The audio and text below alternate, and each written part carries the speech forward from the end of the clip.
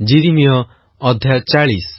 Jerusalem ଓ ଜିହୁଦାର ଯେ ସମସ୍ତ ବନ୍ଦୀ ଲୋକ ବାବିଲକୁ ନିଆଯାଉଥିଲେ, ସେମାନଙ୍କ ମଧ୍ୟରୁ ଶୃଙ୍ଖଳବଦ୍ଧ ଯିରିମିୟଙ୍କୁ ପ୍ରହରୀ ବର୍ଗର ସେନାପତି ନବୁସରଦନ ନେଇ ରାମାନଗରରୁ ବିଦାୟ କଲା ଉତ୍ତାରେ ସଦାପ୍ରଭୁଙ୍କଠାରୁ ଯିରିମିୟଙ୍କ ନିକଟରେ ଯେଉଁ ବାକ୍ୟ ଉପସ୍ଥିତ ହେଲା, ତହିଁର ବୃତ୍ତାନ୍ତ। ପ୍ରହରୀ ବର୍ଗର ସେନାପତି ଯିରିମିୟଙ୍କୁ ନେଇ କହିଲା, ସଦାପ୍ରଭୁ ତୁମ୍ଭ ପରମେଶ୍ୱର ଏହି ସ୍ଥାନ ବିଷୟରେ ଏହି ଅମଙ୍ଗଳର କଥା କହିଥିଲେ, ଆଉ ସଦାପ୍ରଭୁ ତାହା ଘଟାଇଅଛନ୍ତି ଓ ଯେପରି କହିଥିଲେ ସେପରି କରିଅଛନ୍ତି। ତୁମ୍ଭେମାନେ ସଦାପ୍ରଭୁଙ୍କର କଥା ନ ମାନି ତାହାଙ୍କ ବିରୁଦ୍ଧରେ ପାପ କରିଅଛ, ଏଥିପାଇଁ ତୁମ୍ଭମାନଙ୍କ ପ୍ରତି ଏହା ଘଟିଅଛି। ଆଉ ଏବେ ଦେଖ, ମୁଁ ଆଜି ତୁମ୍ଭ ହସ୍ତରେ ଥିବା ଶୃଙ୍ଖଳରୁ ତୁମ୍ଭକୁ ମୁକ୍ତ କଲି। ମୋ ସଙ୍ଗେ ବାବିଲକୁ ଯିବା ପାଇଁ ଯେବେ ତୁମ୍ଭକୁ ଭଲ ଦିଶେ, ତେବେ ଆସ, ଆଉ ମୁଁ ଭଲ ରୂପେ ତୁମ୍ଭର ତତ୍ତ୍ୱାବଧାନ କରିବି। ମାତ୍ର ମୋ ସଙ୍ଗେ ବାବିଲକୁ ଯିବା ପାଇଁ ଯେବେ ତୁମ୍ଭକୁ ଭଲ ନ ଦିଶେ, ତେବେ କ୍ଷାନ୍ତ ହୁଅ। ଦେଖ, ସମୁଦାୟ ଦେଶ ତୁମ୍ଭ ଆଗରେ ପଡ଼ିଛି। ଯେଉଁଠାକୁ ଯିବା ପାଇଁ ତୁମ୍ଭକୁ ଭଲ ଓ ଉପଯୁକ୍ତ ଦିଶେ, ସେଠାକୁ ଯାଅ। ଯିରିମିୟ ଫେରି ନ ଯାଉଣୁ ସେ ତାଙ୍କୁ କହିଲା, ତେବେ ତୁମ୍ଭେ ସାଫନର ପୌତ୍ର ଅହିକାମର ପୁତ୍ର ଗଦଲିୟ ନିକଟକୁ ଫେରିଯାଅ।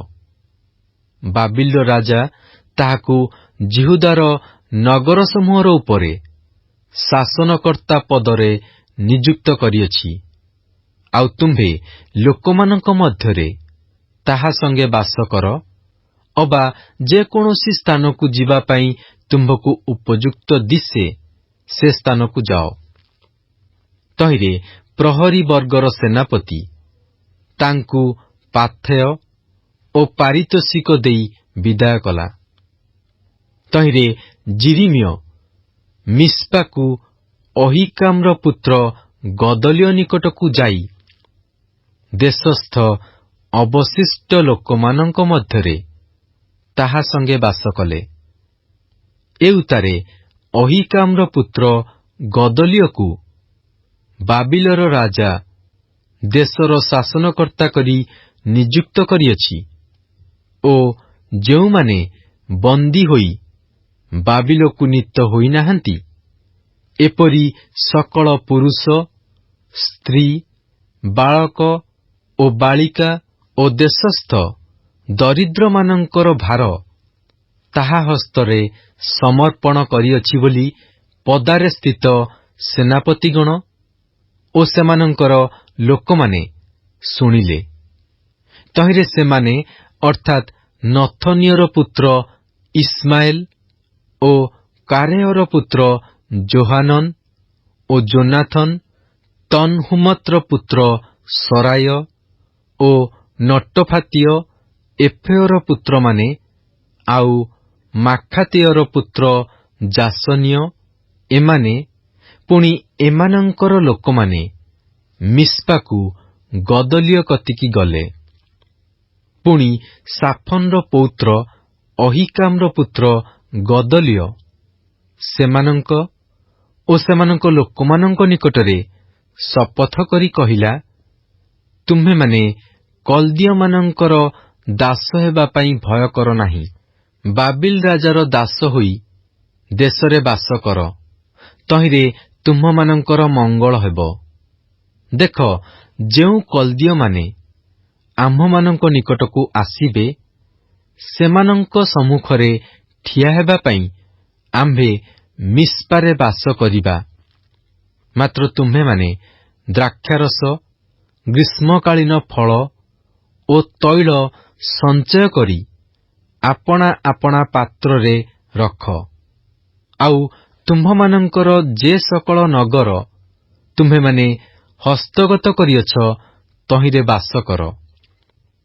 ଆଉ ମୋୟାବରେ ଓ ଅମନ ସନ୍ତାନଗଣ ମଧ୍ୟରେ ଆଉ ଇଦୋମରେ ଓ ଅନ୍ୟାନ୍ୟ ସକଳ ଦେଶରେ ଯେଉଁ ଜିହୁଦୀମାନେ ଥିଲେ, ସେମାନେ ଯେତେବେଳେ ଶୁଣିଲେ ଯେ ବାବିଲର ରାଜା ଜିହୁଦାର ଏକ ଅଂଶ ଲୋକ ଅବଶିଷ୍ଟ ରଖିଅଛି ଓ ସାଫନର ପୌତ୍ର ଅହିକାମର ପୁତ୍ର ଗଦଲିୟକୁ ସେମାନଙ୍କ ଉପରେ ନିଯୁକ୍ତ କରିଅଛି, ସେତେବେଳେ ସେହି ଜିହୁଦୀୟମାନେ ଯେ ଯେଉଁ ସ୍ଥାନକୁ ତାଡ଼ିତ ହୋଇଥିଲେ, ସେ ସକଳ ସ୍ଥାନରୁ ଫେରି ଜିହୁଦା ଦେଶକୁ ମିସ୍ପାରେ ଗଦଲିୟ ନିକଟକୁ ଆସିଲେ, ଆଉ ଅପାର ଦ୍ରାକ୍ଷାରସ ଓ ଗ୍ରୀଷ୍ମକାଳୀନ ଫଳ ସଞ୍ଚୟ କଲେ।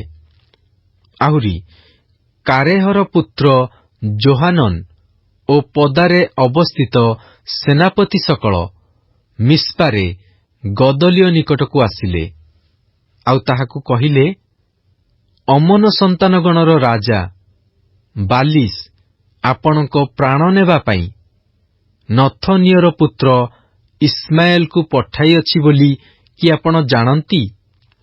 ମାତ୍ର ଅହିକାମର ପୁତ୍ର ଗଦଲିୟ ସେମାନଙ୍କ କଥାରେ ବିଶ୍ୱାସ କଲା ନାହିଁ। ତହିଁରେ କାରେହର ପୁତ୍ର ଯୋହାନନ ମିସ୍ପାରେ ଗଦଲିୟକୁ ଗୋପନରେ କହିଲା, ଆପଣଙ୍କର ଅନୁମତି ହେଲେ ମୁଁ ଯାଇ ନଥନିୟର ପୁତ୍ର ଇସ୍ମାଏଲକୁ ବଧ କରିବି, ଆଉ କେହି ତାହା ଜାଣିବ ନାହିଁ। ସେ କାହିଁକି ଆପଣଙ୍କୁ ବଧ କରିବ ଓ ତଦ୍ୱାରା ଆପଣଙ୍କ ନିକଟରେ ସଂଗୃହୀତ ଜିହୁଦୀୟ ସମସ୍ତେ ଛିନ୍ନ ଭିନ୍ନ ହୋଇଯିବେ ଓ ଜିହୁଦାର ଅବଶିଷ୍ଟାଂଶ ବିନଷ୍ଟ ହେବ। ମାତ୍ର ଅହିକାମର ପୁତ୍ର ଗଦଲିୟ କାରେହର ପୁତ୍ର ଯୋହାନନକୁ କହିଲା, ତୁମ୍ଭେ ଏ କାର୍ଯ୍ୟ କରିବ ନାହିଁ, କାରଣ ତୁମ୍ଭେ ଇସ୍ମାଏଲ ବିଷୟରେ ମିଥ୍ୟା କଥା କହୁଅଛ। ଯିରିମିୟ ଅଧ୍ୟାୟ 41। ଅନନ୍ତର ସପ୍ତମ ମାସରେ ରାଜାର ଅମାତ୍ୟମାନଙ୍କ ମଧ୍ୟରେ ଗଣିତ ରାଜବଂଶୀୟ ଇଲିସାମାର ପୌତ୍ର ନଥନିୟର ପୁତ୍ର ଇସ୍ମାଏଲ ଓ ତାହା ସଙ୍ଗେ 10 ଜଣ ପୁରୁଷ ମିସ୍ପାକୁ ଅହିକାମର ପୁତ୍ର ଗଦଲିୟ କତିକି ଆସିଲେ। ଆଉ ସେମାନେ ମିସ୍ପାରେ ଏକତ୍ର ଭୋଜନ କଲେ। ସେତେବେଳେ ନଥନିୟର ପୁତ୍ର ଇସ୍ମାଏଲ ଓ ତାହାର ସଙ୍ଗୀ ସେହି 10 ଲୋକ ଉଠି ବାବିଲ ରାଜା ଦ୍ୱାରା ଦେଶର ଶାସନକର୍ତ୍ତା ପଦରେ ନିଯୁକ୍ତ ସାଫନର ପୌତ୍ର ଅହିକାମର ପୁତ୍ର ଗଦଲିୟକୁ ଖଡ୍ଗାଘାତରେ ବଧ କଲେ। ଆହୁରି ମିସ୍ପାରେ ଗଦଲିୟ ସଙ୍ଗେ ଥିବା ସମସ୍ତ ଜିହୁଦୀୟ ଲୋକଙ୍କୁ ଓ ସେଠାରେ ଯେଉଁ କଲଦୀୟମାନେ ଦେଖାଗଲେ ସେମାନଙ୍କୁ ଅର୍ଥାତ୍ ଯୋଦ୍ଧାମାନଙ୍କୁ ଇସ୍ମାଏଲ ବଧ କଲା। ପୁଣି ସେ ଗଦଲିୟକୁ ବଧ କଲା ଉତ୍ତାରେ ସେ ବିଷୟ କେହି ନ ଜାଣୁନୁ ସିଖିମ୍, ସିଲୋ ଓ ସମରିଆରୁ 80 ଜଣ ପୁରୁଷ କ୍ଷୌର ଦାଢ଼ି ଓ ଛିନ୍ନ ବସ୍ତ୍ର ପରିହିତ ହୋଇ ଆଉ ଆପଣା ଆପଣା ଶରୀରରେ ଅସ୍ତ୍ରାଘାତ କରି ପୁଣି ସଦାପ୍ରଭୁଙ୍କ ଗୃହରେ ଉତ୍ସର୍ଗ କରିବା ପାଇଁ ଆପଣା ଆପଣା ହସ୍ତରେ ନୈବେଦ୍ୟ ଓ କୁନ୍ଦୁରୁ ନେଇ ଆସୁଥିଲେ। ତହିଁରେ ନଥନିୟର ପୁତ୍ର ଇସ୍ମାଏଲ ସେମାନଙ୍କୁ ଭେଟିବା ପାଇଁ ମିସ୍ପାଠାରୁ ଗଲା, ଆଉ ଯାଉ ଯାଉ ସେ ବାଟ ଯାକ କ୍ରନ୍ଦନ କରି କରି ଗଲା। ପୁଣି ସେମାନଙ୍କ ସହିତ ସାକ୍ଷାତ ହୁଅନ୍ତେ ସେ ସେମାନଙ୍କୁ କହିଲା, ଅହିକାମର ପୁତ୍ର ଗଦଲିୟ ନିକଟକୁ ଆସ। ଏ ଉତ୍ତାରେ ସେମାନେ ନଗରର ମଧ୍ୟସ୍ଥାନରେ ଉପସ୍ଥିତ ହୁଅନ୍ତେ ନଥନିୟର ପୁତ୍ର ଇସ୍ମାଏଲ ଓ ତାହାର ସଙ୍ଗୀ ପୁରୁଷମାନେ ସେମାନଙ୍କୁ ବଧ କରି କୂପରେ ପକାଇଦେଲେ। ମାତ୍ର ସେମାନଙ୍କ ମଧ୍ୟରୁ 10 ଜଣ ଇସ୍ମାଏଲକୁ କହିଲେ, ଆମ୍ଭମାନଙ୍କୁ ବଧ କର ନାହିଁ, କାରଣ ଆମ୍ଭେମାନେ କ୍ଷେତ୍ରରେ ଗହମ ଓ ଯବ ଓ ତୈଳ ଓ ମଧୁ ସଞ୍ଚୟ କରି ପୋତି ଲୁଚାଇ ରଖିଅଛୁ। ତହିଁରେ ସେ କ୍ଷାନ୍ତ ହୋଇ ସେମାନଙ୍କ ଭ୍ରାତୃଗଣ ମଧ୍ୟରେ ସେମାନଙ୍କୁ ବଧ କଲା ନାହିଁ। ଇସ୍ମାଏଲ ଯେଉଁ କୂପରେ ଆପଣା ଦ୍ୱାରା ହତ ଲୋକମାନଙ୍କର ଶବ ଗଦଲିଓର ଶବ ନିକଟରେ ପକାଇଦେଲା, ସେହି କୂପ ଆସା ରାଜା ଇସ୍ରାଏଲର ବାସା ରାଜାର ଭୟରେ ପ୍ରସ୍ତୁତ କରିଥିଲେ। ପୁଣି ନଥନିଅର ପୁତ୍ର ଇସ୍ମାଏଲ ହତ ଲୋକମାନଙ୍କ ଶବରେ ତାହା ପରିପୂର୍ଣ୍ଣ କଲା। ଏଥିଉତ୍ତାରେ ଇସ୍ମାଏଲ ମିସ୍ପାରେ ଅବଶିଷ୍ଟ ଥିବା ସମସ୍ତ ଲୋକଙ୍କୁ ଅର୍ଥାତ୍ ସମସ୍ତ ରାଜକନ୍ୟାଗଣକୁ ଓ ମିସ୍ପାରେ ଅବଶିଷ୍ଟ ଥିବା ଯେ ସମସ୍ତ ଲୋକଙ୍କୁ ପ୍ରହରୀବର୍ଗର ସେନାପତି ନବସର୍ଦନ ଅହିକାମର ପୁତ୍ର ଗଦଲିୟ ହସ୍ତରେ ସମର୍ପଣ କରିଥିଲା, ସେମାନଙ୍କୁ ବନ୍ଦୀ କରି ନେଇଗଲା। ନଥନିଅର ପୁତ୍ର ଇସ୍ମାଏଲ ସେମାନଙ୍କୁ ବନ୍ଦୀ କରି ଅମନ ସନ୍ତାନଗଣର ନିକଟକୁ ଯିବାପାଇଁ ପ୍ରସ୍ଥାନ କଲା।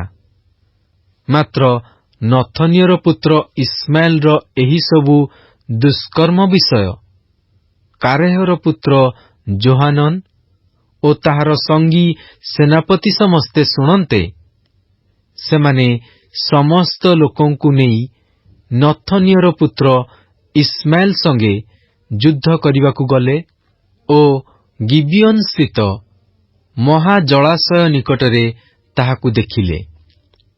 ସେତେବେଳେ ଇସ୍ମାଏଲ ସଙ୍ଗେ ଥିବା ସମସ୍ତ ଲୋକ କାରେହର ପୁତ୍ର ଯୋହାନନକୁ ଓ ତାହାର ସଙ୍ଗୀ ସେନାପତିମାନଙ୍କୁ ଦେଖି ଆନନ୍ଦିତ ହେଲେ।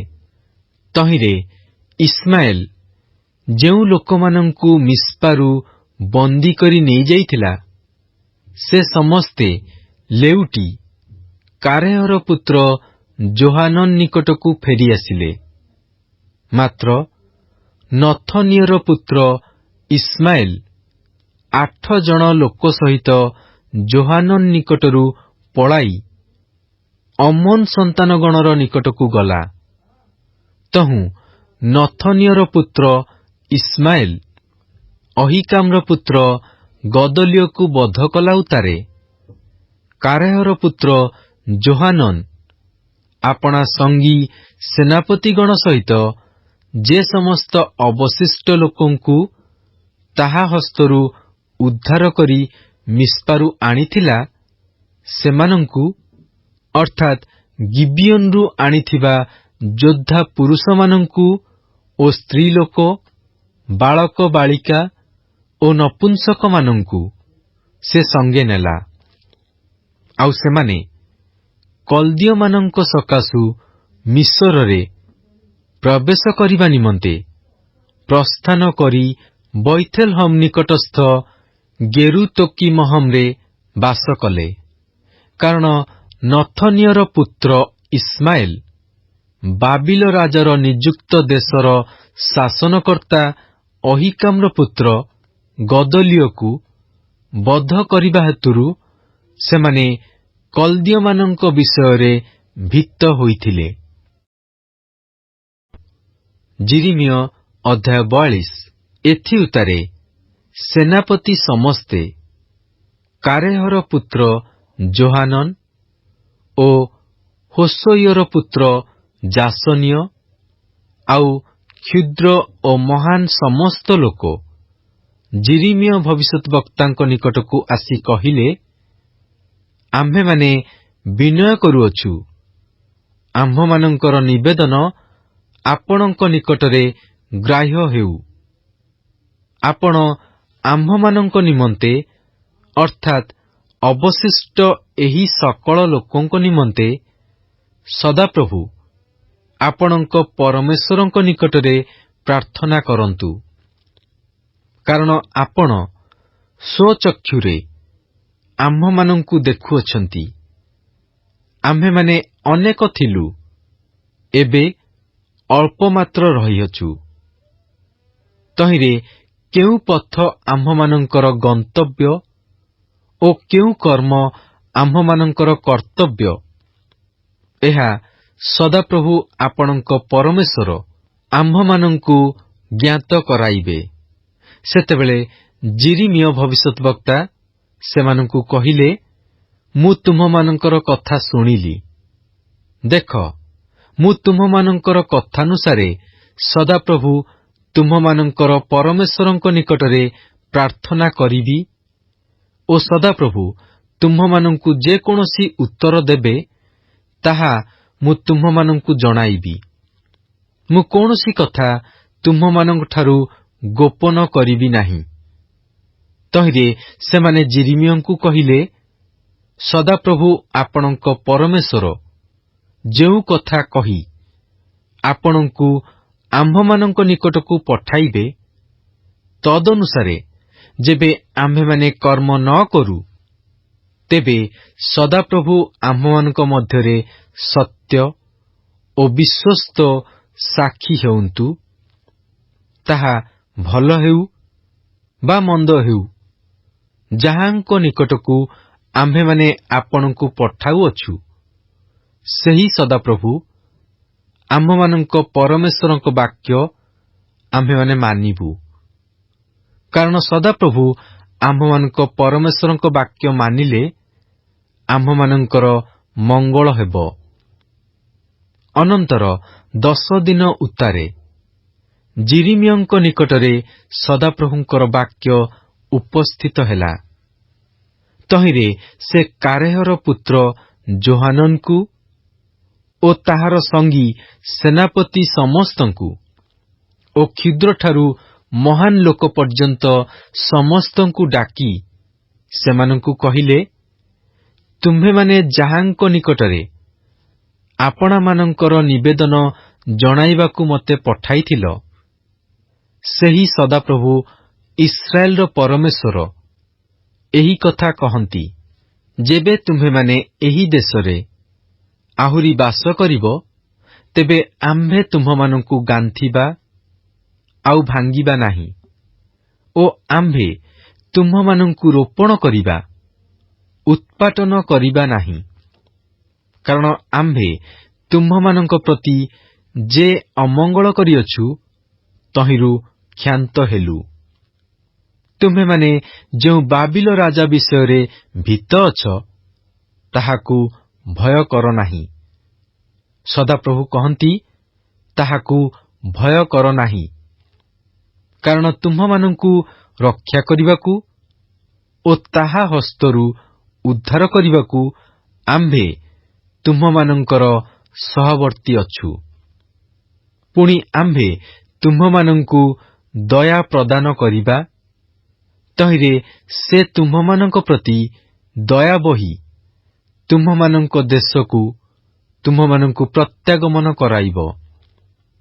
ମାତ୍ର ଯେବେ ତୁମ୍ଭେମାନେ କୁହ, ଆମ୍ଭେମାନେ ଏ ଦେଶରେ ବାସ କରିବା ନାହିଁ ଓ ସଦାପ୍ରଭୁ ତୁମ୍ଭମାନଙ୍କ ପରମେଶ୍ୱରଙ୍କ ବାକ୍ୟ ନ ମାନି ଯେବେ କୁହ, ନା, ମାତ୍ର ଆମ୍ଭେମାନେ ମିଶର ଦେଶକୁ ଯିବା, ସେଠାରେ ଆମ୍ଭେମାନେ ଯୁଦ୍ଧ ଦେଖିବା ନାହିଁ କି ତୁରୀ ଶବ୍ଦ ଶୁଣିବା ନାହିଁ କି ଅବା ଖାଦ୍ୟର ଅଭାବ ଭୋଗିବା ନାହିଁ, ଆଉ ସେଠାରେ ଆମ୍ଭେମାନେ ବାସ କରିବା।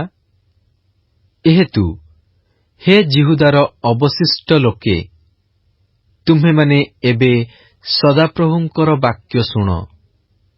ସୈନ୍ୟାଧିପତି ସଦାପ୍ରଭୁ ଇସ୍ରାଏଲର ପରମେଶ୍ୱର ଏହି କଥା କହନ୍ତି, ତୁମ୍ଭେମାନେ ଯେବେ ମିଶରରେ ପ୍ରବେଶ କରିବା ପାଇଁ ନିତାନ୍ତ ଉତ୍ସୁକ ହୁଅ ଓ ସେଠାରେ ପ୍ରବାସ କରିବା ପାଇଁ ଯାଅ, ତେବେ ଏହା ଘଟିବ ଯେ ଯେଉଁ ଖଡ୍ଗକୁ ତୁମ୍ଭେମାନେ ଭୟ କରୁଅଛ, ତାହା ତୁମ୍ଭମାନଙ୍କର ପଛେ ଗୋଡ଼ାଇ ମିଶରରେ ତୁମ୍ଭମାନଙ୍କୁ ଧରିବ ଓ ଯେଉଁ ଦୁର୍ଭିକ୍ଷ ବିଷୟରେ ତୁମେମାନେ ଭୀତ ହେଉଅଛ, ତାହା ମିସ୍ର ଦେଶରେ ତୁମ୍ଭମାନଙ୍କର ପଛେ ପଛେ ଲାଗି ରହିବ ଓ ସେଠାରେ ତୁମେମାନେ ମରିବ। ଯେଉଁମାନେ ମିସ୍ରକୁ ଯାଇ ସେଠାରେ ପ୍ରବାସ କରିବା ପାଇଁ ଉତ୍ସୁକ ହୁଅନ୍ତି, ସେ ସମସ୍ତ ଲୋକଙ୍କ ପ୍ରତି ଏହି ପ୍ରକାର ଘଟିବ। ସେମାନେ ଖଡ୍ଗ, ଦୁର୍ଭିକ୍ଷ ଓ ମହାମାରୀରେ ମରିବେ। ପୁଣି ଆମ୍ଭେ ସେମାନଙ୍କ ଉପରେ ଯେଉଁ ଅମଙ୍ଗଳ ଘଟାଇବା, ତହିଁରୁ ସେମାନଙ୍କ ମଧ୍ୟରୁ କେହି ଉତ୍ତୀର୍ଣ୍ଣ ଅବା ରକ୍ଷାପ୍ରାପ୍ତ ହେବେ ନାହିଁ। କାରଣ ସୈନ୍ୟାଧିପତି ସଦାପ୍ରଭୁ ଇସ୍ରାଏଲର ପରମେଶ୍ୱର ଏହି କଥା କହନ୍ତି, ଜିରୁସାଲମ ନିବାସୀମାନଙ୍କ ଉପରେ ଯେପରି ଆମ୍ଭର କ୍ରୋଧ ଓ ପ୍ରଚଣ୍ଡ କୋପ ଢଳାଯାଇଅଛି, ସେପରି ତୁମ୍ଭେମାନେ ଯେତେବେଳେ ମିସ୍ରରେ ପ୍ରବେଶ କରିବ, ସେତେବେଳେ ତୁମ୍ଭମାନଙ୍କ ଉପରେ ଆମ୍ଭର ପ୍ରଚଣ୍ଡ କୋପ ଢଳାଯିବ। ପୁଣି ତୁମ୍ଭେମାନେ ଅଭିଶାପ, ବିସ୍ମୟ, ଶାପ ଓ ନିନ୍ଦାର ପାତ୍ର ହେବ ଓ ତୁମ୍ଭେମାନେ ଏହି ସ୍ଥାନ ଆଉ ଦେଖିବ ନାହିଁ। ହେ ଜିହୁଦାର ଅବଶିଷ୍ଟ ଲୋକେ, ସଦାପ୍ରଭୁ ତୁମ୍ଭମାନଙ୍କ ବିଷୟରେ କହିଅଛନ୍ତି, ତୁମ୍ଭେମାନେ ମିସ୍ରକୁ ଯାଅ ନାହିଁ। ମୁଁ ଆଜି ତୁମ୍ଭମାନଙ୍କୁ ଏହି ସାକ୍ଷ୍ୟ ଦେଲି, ଏହା ନିଶ୍ଚୟ ଜାଣ। ତୁମ୍ଭେମାନେ ଆପଣା ଆପଣା ପ୍ରାଣ ବିରୁଦ୍ଧରେ ପ୍ରବଞ୍ଚନା କରିଅଛ, କାରଣ ତୁମ୍ଭେମାନେ ସଦାପ୍ରଭୁ ତୁମ୍ଭମାନଙ୍କର ପରମେଶ୍ୱରଙ୍କ ନିକଟକୁ ମୋତେ ପଠାଇ କହିଲ, ତୁମ୍ଭେ ସଦାପ୍ରଭୁ ଆମ୍ଭମାନଙ୍କ ପରମେଶ୍ୱରଙ୍କ ନିକଟରେ ଆମ୍ଭମାନଙ୍କ ପାଇଁ ପ୍ରାର୍ଥନା କର ଓ ସଦାପ୍ରଭୁ ଆମ୍ଭମାନଙ୍କ ପରମେଶ୍ୱର ଯାହା ଯାହା କହିବେ, ତଦନୁସାରେ ଆମ୍ଭମାନଙ୍କୁ ଜଣାଅ, ଆମ୍ଭେମାନେ ତାହା କରିବୁ। ପୁଣି ଆଜି ମୁଁ ତୁମ୍ଭମାନଙ୍କୁ ତାହା ଜଣାଇଲି। ମାତ୍ର ଯେଉଁ ବିଷୟରେ ସଦାପ୍ରଭୁ ତୁମ୍ଭମାନଙ୍କ ପରମେଶ୍ୱର ତୁମ୍ଭମାନଙ୍କ ନିକଟକୁ ମୋତେ ପଠାଇଲେ, ତହିଁର କୌଣସି ବିଷୟରେ ତୁମ୍ଭେମାନେ ତାହାଙ୍କ ରବରେ ମନୋଯୋଗ କଲ ନାହିଁ। ଏହେତୁ ଏବେ ନିଶ୍ଚୟ ଜାଣ ଯେ ଯେଉଁ ସ୍ଥାନରେ ପ୍ରବାସ କରିବା ନିମନ୍ତେ ତୁମ୍ଭେମାନେ ଯିବା ପାଇଁ ବାଞ୍ଛା କରୁଅଛ, ସେ ସ୍ଥାନରେ ତୁମ୍ଭେମାନେ ଖଡ୍ଗ, ଦୁର୍ଭିକ୍ଷ ଓ ମହାମାରୀରେ ମରିବ। ଯିରିମିୟ ଅଧ୍ୟାୟ 43। ଅନନ୍ତର ଯିରିମିୟ ଏହିସବୁ କଥା, ଅର୍ଥାତ୍ ଯେଉଁ ସକଳ କଥା ସମଗ୍ର ଲୋକଙ୍କୁ କହିବା ନିମନ୍ତେ ସଦାପ୍ରଭୁ ସେମାନଙ୍କ ପରମେଶ୍ୱର ସେମାନଙ୍କ ନିକଟକୁ ତାଙ୍କୁ ପଠାଇଥିଲେ, ସଦାପ୍ରଭୁ ସେମାନଙ୍କ ପରମେଶ୍ୱରଙ୍କର ସେହି ସକଳ କଥା କହିବାର ସମାପ୍ତ କରନ୍ତେ ହୋସିୟର ପୁତ୍ର ଅସର୍ୟ, କାରେହର ପୁତ୍ର ଯୋହାନନ୍ ଓ ଅହଙ୍କାରୀ ଲୋକ ସମସ୍ତେ ଯିରିମିୟଙ୍କୁ କହିଲେ, ତୁମ୍ଭେ ମିଥ୍ୟା କଥା କହୁଅଛ। ତୁମ୍ଭେମାନେ ମିସ୍ରରେ ପ୍ରବାସ କରିବା ପାଇଁ ଯିବ ନାହିଁ। ଏ କଥା କହିବା ପାଇଁ ସଦାପ୍ରଭୁ ଆମ୍ଭମାନଙ୍କ ପରମେଶ୍ୱର ତୁମ୍ଭକୁ ପଠାଇ ନାହାନ୍ତି। ମାତ୍ର କଲ୍ଦୀୟମାନେ ଯେପରି ଆମ୍ଭମାନଙ୍କୁ ବଧ କରିପାରିବେ ଓ ବନ୍ଦୀ କରି ବାବିଲକୁ ନେଇଯିବେ, ଏଥିପାଇଁ ସେମାନଙ୍କ ହସ୍ତରେ ଆମ୍ଭମାନଙ୍କୁ ସମର୍ପଣ କରିବା ପାଇଁ ନେରିୟର ପୁତ୍ର ବାରୁକ୍ ଆମ୍ଭମାନଙ୍କ ବିରୁଦ୍ଧରେ ତୁମ୍ଭକୁ ପ୍ରବର୍ତ୍ତାଉଅଛି। ଏହି ରୂପେ କାରେହର ପୁତ୍ର ଯୋହାନନ୍ ଓ ସେନାପତି ସକଳ ଓ ଲୋକ ସମସ୍ତେ ଜିହୁଦା ଦେଶରେ ବାସ କରିବା ବିଷୟରେ ସଦାପ୍ରଭୁଙ୍କ ରବରେ ମନୋଯୋଗ କଲେ ନାହିଁ। ମାତ୍ର କାରେହର ପୁତ୍ର ଯୋହାନନ୍ ଓ ସେନାପତି ସମସ୍ତେ ଜିହୁଦାର ସକଳ ଅବଶିଷ୍ଟ ଲୋକଙ୍କୁ, ଅର୍ଥାତ୍ ନାନା ଗୋଷ୍ଠୀ ମଧ୍ୟକୁ ତାଡ଼ିତ ଯେ ସକଳ ଲୋକ ଜିହୁଦା ଦେଶରେ ପ୍ରବାସ କରିବା ପାଇଁ ଫେରିଆସିଥିଲେ, ସେହି ପୁରୁଷ, ସ୍ତ୍ରୀ, ବାଳକ, ବାଳିକା ଓ ରାଜକନ୍ୟାମାନଙ୍କୁ ଓ ଯେ ପ୍ରତ୍ୟେକ ଲୋକକୁ ପ୍ରହରୀ ବର୍ଗର ସେନାପତି ନବୁସର୍ଦ୍ଦନ ସାଫନର ପୌତ୍ର ଅହିକାମର ପୁତ୍ର ଗଦଲ୍ୟ ନିକଟରେ ଛାଡ଼ି ଯାଇଥିଲା, ସେମାନଙ୍କୁ ଆଉ ଜିରିମିୟ ଭବିଷ୍ୟଦ୍ବକ୍ତାଙ୍କୁ ଓ ନେରିୟର ପୁତ୍ର ବାରୁକକୁ ନେଇ ମିସ୍ର ଦେଶରେ ଉପସ୍ଥିତ ହେଲେ, କାରଣ ସେମାନେ ସଦାପ୍ରଭୁଙ୍କ ରବରେ ମନୋଯୋଗ କଲେ ନାହିଁ। ଆଉ ସେମାନେ ତଫନହେସର ପର୍ଯ୍ୟନ୍ତ ଗଲେ। ଅନନ୍ତର ତଫନହେସରରେ ସଦାପ୍ରଭୁଙ୍କର ଏହି ବାକ୍ୟ ଜିରିମିୟଙ୍କ ନିକଟରେ ଉପସ୍ଥିତ ହେଲା, ଯଥା ତୁମ୍ଭେ କେତେଗୁଡ଼ିଏ ବୃହତ୍ ପ୍ରସ୍ତର ଆପଣା ହସ୍ତରେ ନେଇ ତଫନହେସରରେ ଫାରଗୃହର ପ୍ରବେଶ ସ୍ଥାନର ନିକଟରେ ଯେଉଁ ଇଟା ଗାନ୍ଥୁନି ଅଛି, ତହିଁ ମଧ୍ୟରେ ମସଲା ଭିତରେ ଜିହୁଦାର ଲୋକମାନଙ୍କ ସାକ୍ଷାତରେ ଲୁଚାଇ ରଖ।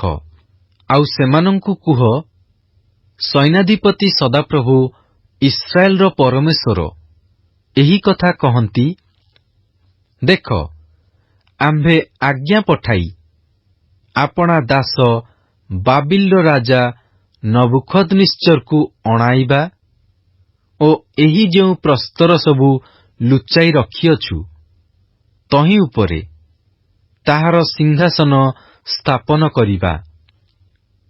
ଆଉ ସେ ତହିଁ ଉପରେ ଆପଣା ରାଜକୀୟ ଚନ୍ଦ୍ରାତପ ବିସ୍ତାର କରିବ।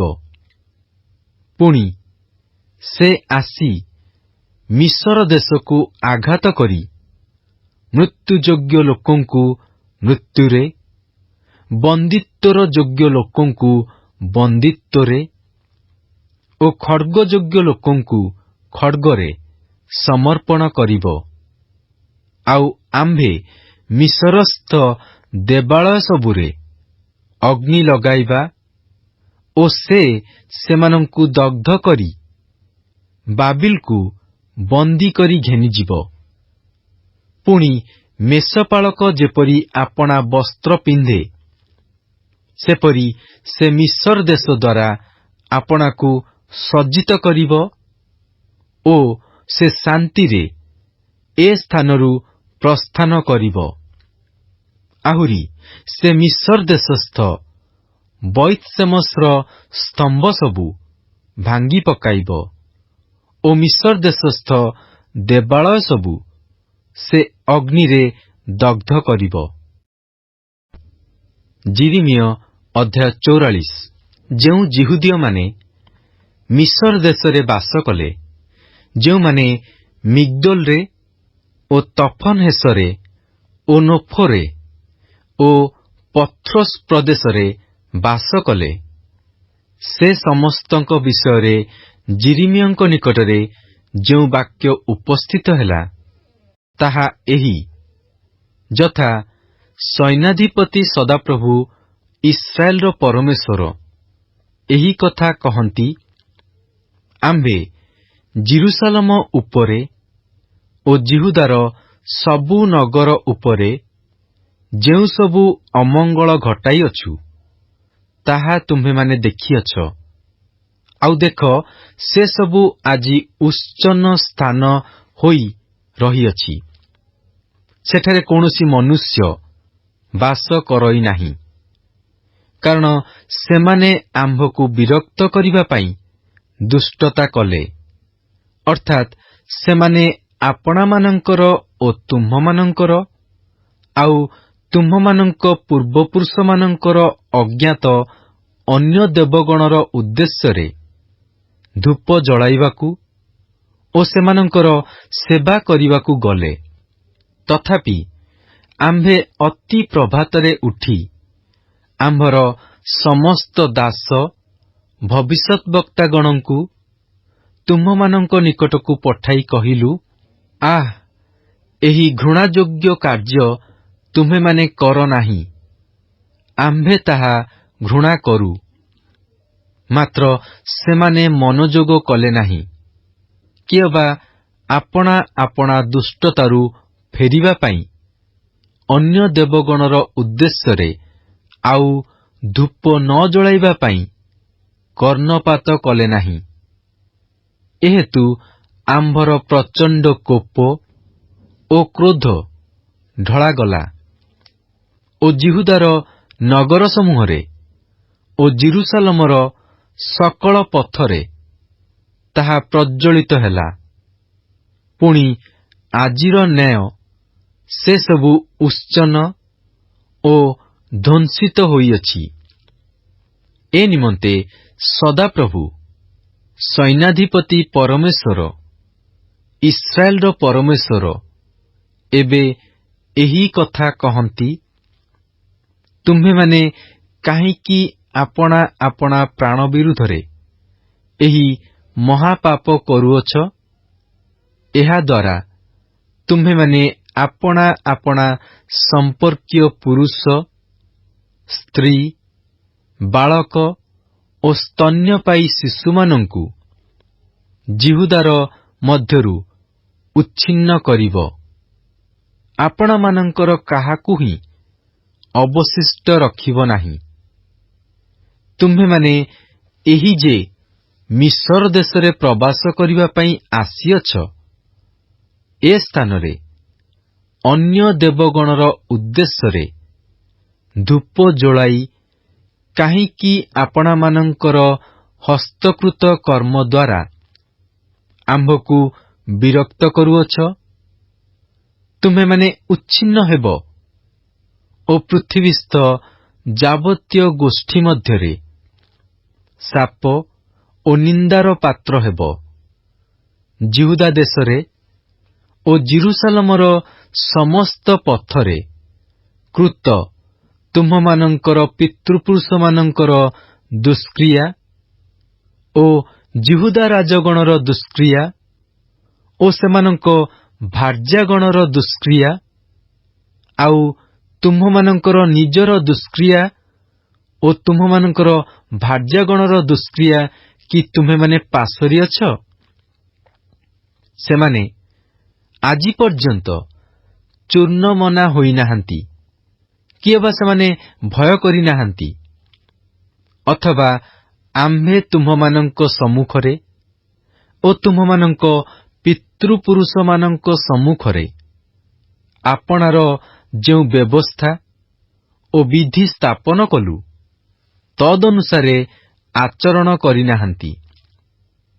ଏହେତୁ ସୈନ୍ୟାଧିପତି ସଦାପ୍ରଭୁ ଇସ୍ରାଏଲର ପରମେଶ୍ୱର ଏହି କଥା କହନ୍ତି, ଦେଖ, ଆମ୍ଭେ ତୁମ୍ଭମାନଙ୍କର ଅମଙ୍ଗଳ କରିବା ପାଇଁ ସମୁଦାୟ ଜିହୁଦାକୁ ହିଁ ଉଚ୍ଛିନ୍ନ କରିବା ପାଇଁ ତୁମ୍ଭମାନଙ୍କ ବିରୁଦ୍ଧରେ ଆପଣା ମୁଖ ରଖିବା। ପୁଣି ଜିହୁଦାର ଯେଉଁ ଅବଶିଷ୍ଟାଂଶ ଲୋକେ ମିଶର ଦେଶରେ ପ୍ରବାସ କରିବା ପାଇଁ ସେଠାକୁ ଯିବା ଲାଗି ଉତ୍ସୁକ ଅଛନ୍ତି, ଆମ୍ଭେ ସେମାନଙ୍କୁ ଧରିବା ଓ ସେ ସମସ୍ତେ ଲୁପ୍ତ ହେବେ। ମିଶର ଦେଶରେ ସେମାନେ ପତିତ ହେବେ। ଖଡ୍ଗ ଓ ଦୁର୍ଭିକ୍ଷରେ ସେମାନେ ଲୁପ୍ତ ହେବେ। କ୍ଷୁଦ୍ର ଓ ମହାନ ଖଡ୍ଗ ଓ ଦୁର୍ଭିକ୍ଷରେ ମରିବେ। ଆଉ ସେମାନେ ଅଭିଶାପ, ବିସ୍ମୟ, ଶାପ ଓ ନିନ୍ଦାର ପାତ୍ର ହେବେ।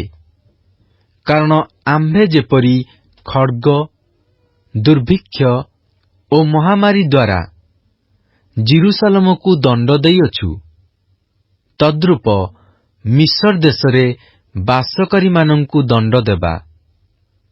ତହିଁରେ ଜିହୁଦାର ଯେଉଁ ଅବଶିଷ୍ଟ ଲୋକେ ଜିହୁଦା ଦେଶକୁ ଫେରିଯାଇ ସେଠାରେ ବାସ କରିବା ପାଇଁ ବାଞ୍ଛା କରି ମିଶର ଦେଶରେ ପ୍ରବାସ କରିବାକୁ ଆସିଅଛନ୍ତି, ସେମାନଙ୍କ ମଧ୍ୟରୁ କେହି ଉତ୍ତୀର୍ଣ୍ଣ କି ରକ୍ଷାପ୍ରାପ୍ତ ହେବେ ନାହିଁ।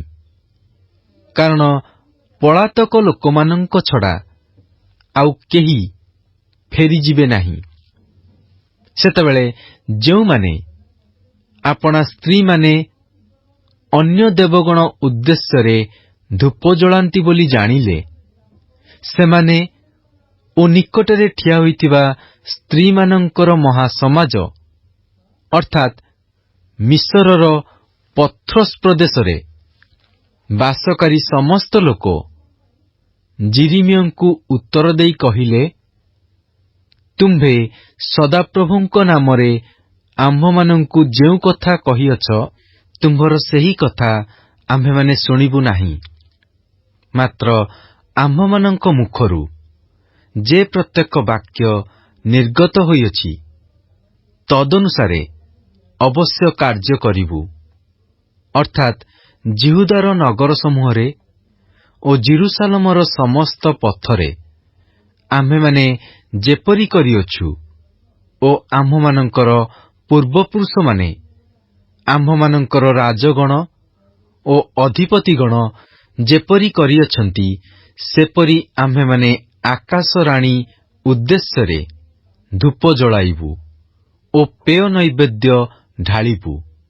କାରଣ ସେ ସମୟରେ ଆମ୍ଭେମାନେ ପ୍ରଚୁର ଆହାର ପାଇ ସୁଖରେ ଥିଲୁ, କୌଣସି ଅମଙ୍ଗଳ ଦେଖିଲୁ ନାହିଁ।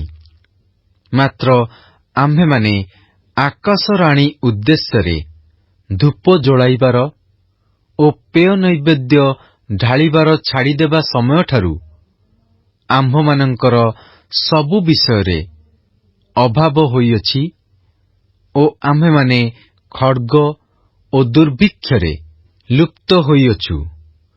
ପୁଣି ଆମ୍ଭେମାନେ ଯେଉଁ ସମୟରେ ଆକାଶରାଣୀ ଉଦ୍ଦେଶ୍ୟରେ ଧୂପ ଜଳାଇଲୁ ଓ ପେୟ ନୈବେଦ୍ୟ ଢାଳିଲୁ, ସେତେବେଳେ ଆପଣା ଆପଣା ସ୍ୱାମୀର ଅନୁମତି ବିନା କି ତାହାର ପୂଜା ନିମନ୍ତେ ପିଷ୍ଟକ ପ୍ରସ୍ତୁତ କଲୁ ଓ ତାହା ଉଦ୍ଦେଶ୍ୟରେ ପେୟ ନୈବେଦ୍ୟ ଢାଳିଲୁ।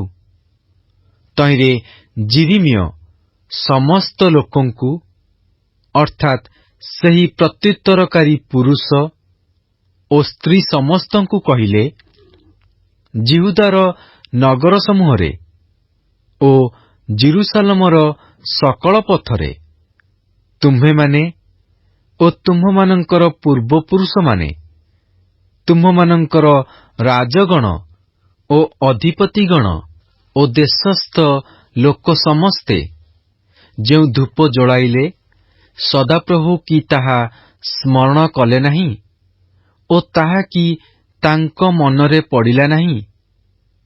ତହିଁରେ ତୁମ୍ଭମାନଙ୍କର ଦୁଷ୍କ୍ରିୟା ସକାଶୁ ଓ ତୁମ୍ଭମାନଙ୍କର କୃତ ଘୃଣାଯୋଗ୍ୟ କର୍ମ ସକାଶୁ ସଦାପ୍ରଭୁ ଆଉ ସହ୍ୟ କରିପାରିଲେ ନାହିଁ। ଏହେତୁ ତୁମ୍ଭମାନଙ୍କର ଦେଶ ଆଜିର ନ୍ୟାୟ ଉତ୍ସନ୍ନ ଓ ବିସ୍ମୟଜନକ, ଶାପଗ୍ରସ୍ତ ଓ ନିବାସୀବିହୀନ ହୋଇଅଛି। ତୁମ୍ଭେମାନେ ଧୂପ ଜଳାଇଅଛ, ସଦାପ୍ରଭୁଙ୍କ ବିରୁଦ୍ଧରେ ପାପ କରିଅଛ ଓ ସଦାପ୍ରଭୁଙ୍କ ରବରେ ମନୋଯୋଗ କରିନାହଁ। ପୁଣି ତାହାଙ୍କର ବ୍ୟବସ୍ଥା, ବିଧି ଓ ପ୍ରମାଣ ବାକ୍ୟାନୁସାରେ ଆଚରଣ କରିନାହଁ। ଏଥିପାଇଁ ଆଜିର ନ୍ୟାୟ ଏହି ଅମଙ୍ଗଳ ତୁମ୍ଭମାନଙ୍କ ପ୍ରତି ଘଟିଅଛି। ଆହୁରି ଯିରିମିୟ ସମସ୍ତ ପୁରୁଷ ଓ ସ୍ତ୍ରୀ ଲୋକମାନଙ୍କୁ କହିଲେ, ହେ ମିଶର ଦେଶରେ ଥିବା ଜିହୁଦାର ଲୋକ ସମସ୍ତେ, ତୁମ୍ଭେମାନେ ସଦାପ୍ରଭୁଙ୍କର ବାକ୍ୟ ଶୁଣ। ସୈନ୍ୟାଧିପତି ସଦାପ୍ରଭୁ ଇସ୍ରାଏଲର ପରମେଶ୍ୱର ଏହି କଥା କହନ୍ତି, ଆମ୍ଭେମାନେ ଆକାଶରାଣୀ ଉଦ୍ଦେଶ୍ୟରେ ଧୂପ ଜଳାଇବା ପାଇଁ ଓ ପେୟ ନୈବେଦ୍ୟ ଢାଳିବା ପାଇଁ ଯେଉଁ ମାନତ କରିଅଛୁ, ତାହା ଅବଶ୍ୟ ସିଦ୍ଧ କରିବୁ। ଏହି କଥା ତୁମ୍ଭେମାନେ ଓ ତୁମ୍ଭମାନଙ୍କର ସ୍ତ୍ରୀମାନେ ମୁଖରେ କହି ହସ୍ତଦ୍ୱାରା ତାହା ସମ୍ପନ୍ନ କରିଅଛ। ତେବେ ତୁମ୍ଭମାନଙ୍କର ମାନତ ଦୃଢ଼ କର। ଓ ତୁମ୍ଭମାନଙ୍କର ମାନତ ସିଦ୍ଧ କର। ଏହେତୁ ହେ ମିଶ୍ର ଦେଶ ନିବାସୀ ଜିହୁଦାର ଲୋକ ସମସ୍ତେ, ତୁମ୍ଭେମାନେ ସଦାପ୍ରଭୁଙ୍କର ବାକ୍ୟ ଶୁଣ। ସଦାପ୍ରଭୁ କହନ୍ତି, ଦେଖ, ଆମ୍ଭେ ଆପଣା ମହାନାମ ନେଇ ଶପଥ କରିଅଛୁ ଯେ ପ୍ରଭୁ ସଦାପ୍ରଭୁ ଜୀବିତ ବୋଲି ମିଶ୍ର ଦେଶସ୍ଥ କୌଣସି ଜିହୁଦୀ ଲୋକ ଆମ୍ଭର ନାମ ଆଉ ମୁଖରେ ଘେନିବ ନାହିଁ। ଦେଖ, ଆମ୍ଭେ ସେମାନଙ୍କର ମଙ୍ଗଳର ନିମନ୍ତେ ନୁହେଁ, ମାତ୍ର ଅମଙ୍ଗଳ ନିମନ୍ତେ ଜଗି ରହିବା। ତହିଁରେ ମିଶ୍ର ଦେଶସ୍ଥ ସମୁଦାୟ ଜିହୁଦୀ ଲୋକ ନିଃଶେଷ ନହିବା ପର୍ଯ୍ୟନ୍ତ ଖଡ୍ଗ ଓ ଦୁର୍ଭିକ୍ଷରେ ଲୁପ୍ତ ହେବେ। ପୁଣି ଖଡ୍ଗରୁ ରକ୍ଷାପ୍ରାପ୍ତ ଅଳ୍ପ ସଂଖ୍ୟକ ଲୋକ ମିଶ୍ର ଦେଶରୁ ଜିହୁଦା ଦେଶକୁ ଫେରିଯିବେ। ତହିଁରେ ଯେଉଁମାନେ ପ୍ରବାସ କରିବା ପାଇଁ ମିଶ୍ର ଦେଶକୁ ଯାଇଅଛନ୍ତି, ଜିହୁଦାର ସେହି ଅବଶିଷ୍ଟାଂଶ ଲୋକ ସମସ୍ତେ ଆମ୍ଭର କି ସେମାନଙ୍କର କାହାର ବାକ୍ୟ ଅଟଳ ହେବ ଏହା ଜାଣିବେ। ପୁଣି ସଦାପ୍ରଭୁ କହନ୍ତି, ଆମ୍ଭେ ଏହି ସ୍ଥାନରେ ତୁମ୍ଭମାନଙ୍କୁ ଦଣ୍ଡ ଦେବା ଓ ତାହା ତୁମ୍ଭମାନଙ୍କ ପ୍ରତି ଚିହ୍ନ ସ୍ୱରୂପ ହେବ। ତହିଁରେ ତୁମ୍ଭମାନଙ୍କର ଅମଙ୍ଗଳ ନିମନ୍ତେ ଆମ୍ଭର ବାକ୍ୟ ଯେ ନିଶ୍ଚୟ ଅଟଳ ହେବ, ଏହା ତୁମ୍ଭେମାନେ ଜାଣିବ। ସଦାପ୍ରଭୁ ଏହି କଥା କହନ୍ତି, ଦେଖ, ଆମ୍ଭେ ଯେପରି ଜିହୁଦାର ରାଜା ସିଦିକିୟକୁ ତାହାର ପ୍ରାଣନାଶର ଚେଷ୍ଟାକାରୀ ଶତ୍ରୁ ବାବିଲର ରାଜା ନବୁଖଦ୍ନେଚ୍ଚର ହସ୍ତରେ ସମର୍ପଣ କଲୁ, ସେପରି ଆମ୍ଭେ ମିଶ୍ରର ରାଜା ଫାରୋ ହଫ୍ରାକୁ ତାହାର ଶତ୍ରୁମାନଙ୍କ ହସ୍ତରେ ଓ ତାହାର ପ୍ରାଣନାଶର ଚେଷ୍ଟାକାରୀମାନଙ୍କ ହସ୍ତରେ ସମର୍ପଣ କରିବା। ଯିରିମିୟ ଅଧ୍ୟାୟ 52। ସିଦିକିୟ ରାଜ୍ୟ କରିବାକୁ ଆରମ୍ଭ କରିବା ବେଳେ 21 ବର୍ଷ ବୟସ୍କ ଥିଲା ଓ ସେ ଜିରୁସାଲମରେ 11 ବର୍ଷ ରାଜ୍ୟ କଲା। ତାହାର ମାତାର ନାମ ହମୁଟଲ। ସେ ଲିବ୍ନା ନିବାସୀ ଯିରିମିୟଙ୍କ କନ୍ୟା ଥିଲା। ଆଉ ସେ ଜିହୋଆକିମର କୃତ ସମସ୍ତ କର୍ମାନୁସାରେ ସଦାପ୍ରଭୁଙ୍କ ଦୃଷ୍ଟିରେ କୁକର୍ମ କଲା। କାରଣ ସଦାପ୍ରଭୁଙ୍କ କ୍ରୋଧ ସକାଶୁ ସେ ସେମାନଙ୍କୁ ଆପଣା ଛାମୁରୁ ଦୂର ନ କରିବା ପର୍ଯ୍ୟନ୍ତ ଜିରୁସାଲମ ଓ ଜିହୁଦାରେ ଏପରି ଘଟଣା ଘଟିଲା। ଆଉ ସିଦିକିୟ ବାବିଲ ରାଜାର ବିଦ୍ରୋହୀ ହେଲା। ଅନନ୍ତର ତାହାର ଅଧିକାରର 9ମ ବର୍ଷରେ 10ମ ମାସର 10ମ ଦିନରେ ବାବିଲର ରାଜା ନବୁଖଦ୍ନେଚ୍ଚର ଓ ତାହାର ସମସ୍ତ ସୈନ୍ୟ ଜିରୁସାଲମକୁ ଆସି ତହିଁ ବିରୁଦ୍ଧରେ ଛାଉଣି କଲେ। ଆଉ ସେମାନେ ତହିଁର ଚତୁର୍ଦିଗରେ ଗଡ଼ ନିର୍ମାଣ କଲେ। ତହୁଁ ସିଦିକିୟ ରାଜାର ଅଧିକାରର 11 ବର୍ଷ ପର୍ଯ୍ୟନ୍ତ ନଗର ଅବରୁଦ୍ଧ ହୋଇ ରହିଲା। ଚତୁର୍ଥ ମାସରେ, ସେହି ମାସର 9ମ ଦିନରେ ନଗରରେ ମହାଦୁର୍ଭିକ୍ଷ ହେଲା। ତହିଁରେ ଦେଶୀୟ ଲୋକମାନଙ୍କ ନିମନ୍ତେ କିଛି ଖାଦ୍ୟ ମିଳିଲା ନାହିଁ। ତେବେ ନଗରର ଏକ ସ୍ଥାନ ଭଗ୍ନ ହୁଅନ୍ତେ ସମସ୍ତ ଯୋଦ୍ଧା ରାତ୍ରି ଯୋଗେ ରାଜାର ଉଦ୍ୟାନ ନିକଟସ୍ଥ 2 ପ୍ରାଚୀରର ମଧ୍ୟବର୍ତ୍ତୀ ଦ୍ୱାରପଥ ଦେଇ ପଳାଇଲେ। ସେ ସମୟରେ କଲ୍ଦୀୟମାନେ ନଗରର ବିରୁଦ୍ଧରେ ଚତୁର୍ଦିଗରେ ଥିଲେ। ପୁଣି ଲୋକମାନେ ଆରବା ପଥ ଦେଇ ଚାଲିଗଲେ। ମାତ୍ର କଲ୍ଦୀୟମାନଙ୍କ ସୈନ୍ୟ ରାଜାର ପଛେ ପଛେ ଗୋଡ଼ାଇ ଜିରିହ ପଦାରେ ସିଦିକିୟକୁ ଧରିଲେ। ତହିଁରେ ତାହାର ସକଳ ସୈନ୍ୟ ତାହା ନିକଟରୁ ଛିନ୍ନ ଭିନ୍ନ ହୋଇଗଲେ। ତହୁଁ ସେମାନେ ରାଜାକୁ ଧରି ହମାଥ ଦେଶସ୍ଥ ରିବ୍ଲାକୁ ବାବିଲ ରାଜା କତିକି ନେଇଗଲେ। ତହିଁରେ ସେ ତାହା ପ୍ରତି ଦଣ୍ଡାଜ୍ଞା କଲା। ଆଉ ବାବିଲର ରାଜା ସିଦିକିୟର ପୁତ୍ରମାନଙ୍କୁ ତାହାର ସାକ୍ଷାତରେ ବଧ କଲା। ସେ ଜିହୁଦାର ଅଧିପତି ସମସ୍ତଙ୍କୁ ହିଁ ରିବ୍ଲାରେ ବଧ କଲା। ଆଉ ସେ ସିଦିକିୟର ଚକ୍ଷୁ ଉପାଡ଼ି ପକାଇଲା।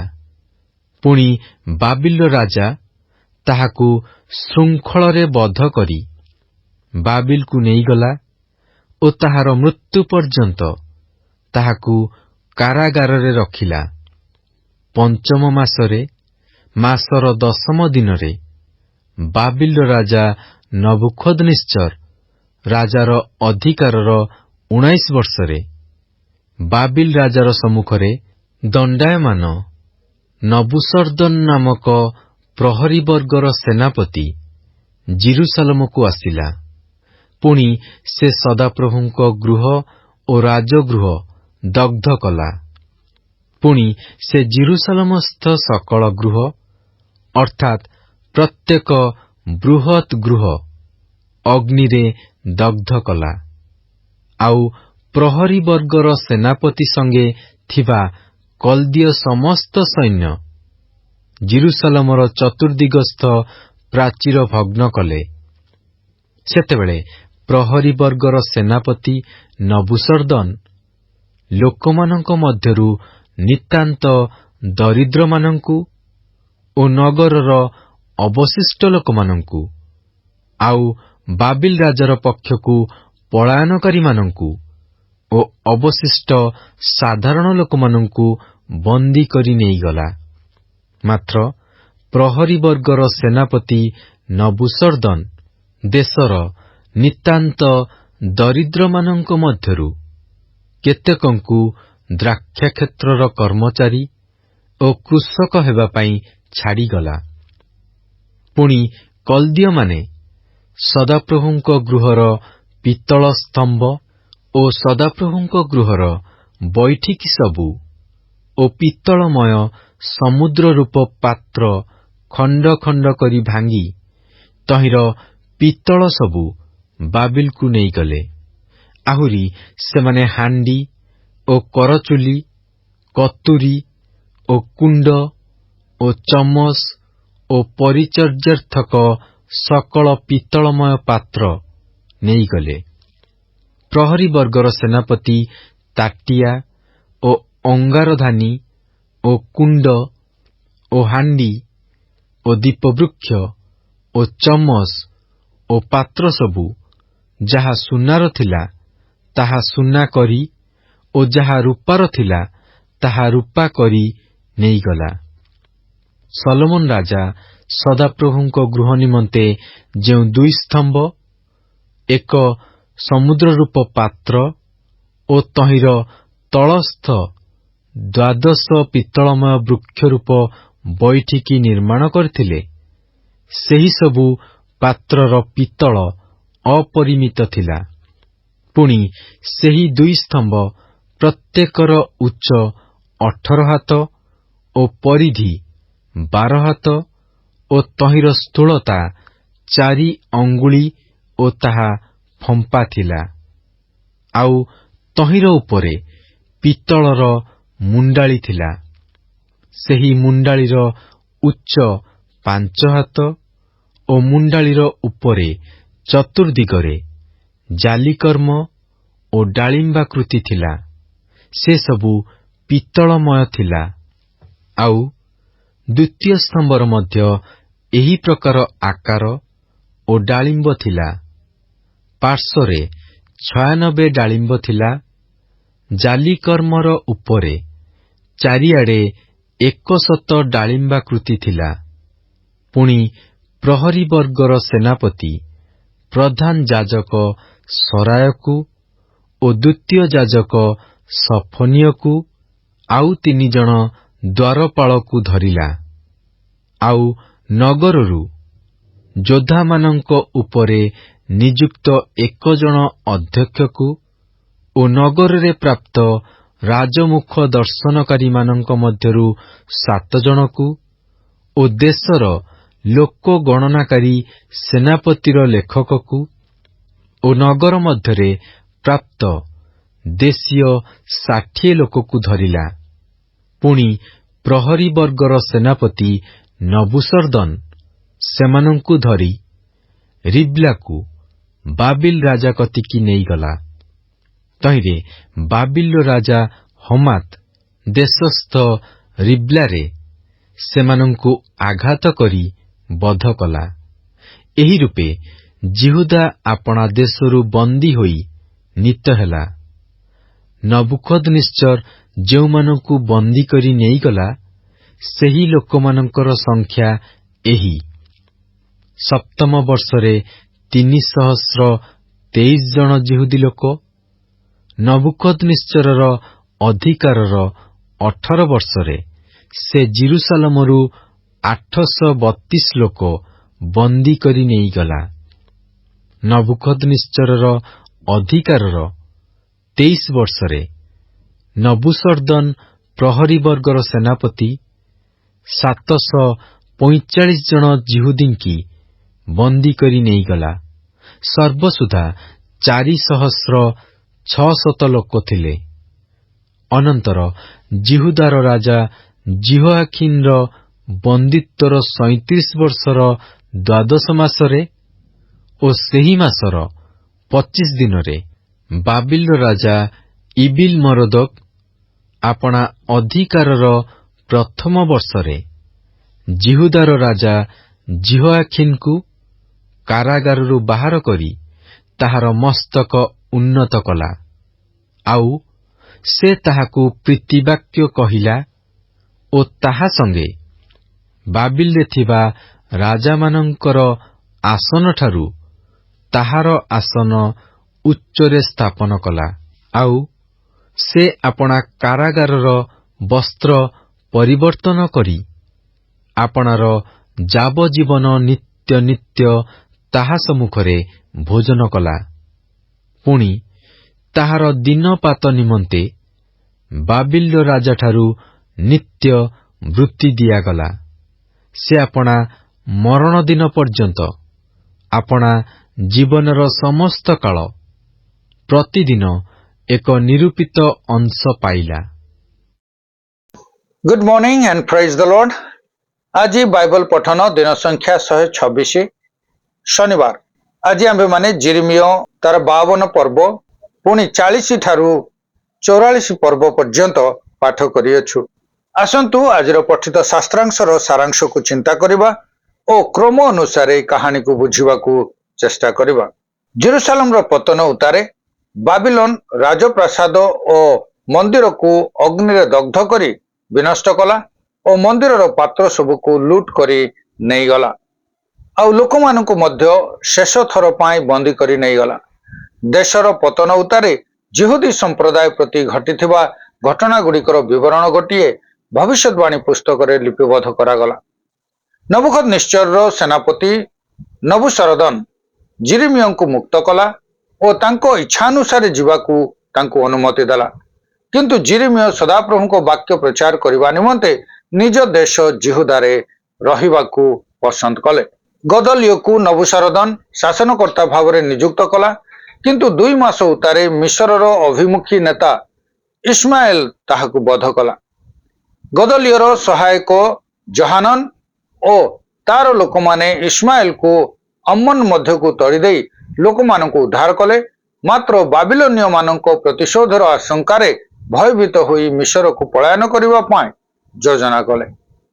ଶେଷ ପର୍ଯ୍ୟନ୍ତ ଜିରିମିୟ ଦେଉଥିବା ଚେତାବନୀ ପ୍ରତି ମନୋଯୋଗ ନ କରି ରକ୍ଷା ପାଇଥିବା ଲୋକମାନେ ମିଶରକୁ ଗଲେ। ଜିରିମିୟ ଭବିଷ୍ୟତ ବକ୍ତା ଭାବବାଣୀ କଲେ ଯେ ଯଦି ସେମାନେ ମିଶରକୁ ଯିବେ ତେବେ ସେମାନେ ଖଡ୍ଗ, ଦୁର୍ଭିକ୍ଷ ଓ ମହାମାରୀ ଦ୍ୱାରା ବିନଷ୍ଟ ହେବେ। ତଥାପି ସେମାନେ ମିଶରକୁ ଗଲେ ଏବଂ ସେମାନଙ୍କର ସମ୍ପୂର୍ଣ୍ଣ ହତାଶ ଓ ନିରାଶ ସମୟରେ ସୁଦ୍ଧା ଯେହୋବା ସଦାପ୍ରଭୁଙ୍କର ଅନ୍ୱେଷଣ କଲେ ନାହିଁ, ମାତ୍ର ସେମାନେ ଆପଣମାନଙ୍କର ପ୍ରତିମା ଗୁଡ଼ିକର ଅନ୍ୱେଷଣ କଲେ। ଏହା ଥିଲା ଆଜିର ପଠିତ ଶାସ୍ତ୍ରାଂଶର ସାରାଂଶ। ଖ୍ରୀଷ୍ଟଙ୍କ ଠାରେ ଏକତ୍ର ଆହା ଏହା କି ଆଶୀର୍ବାଦର ବିଷୟ ଅଟେ। ଆଜିର ପଠନରେ ପ୍ରଭୁ ଆମ ପ୍ରତ୍ୟେକଙ୍କୁ ଆଶୀର୍ବାଦ କରନ୍ତୁ।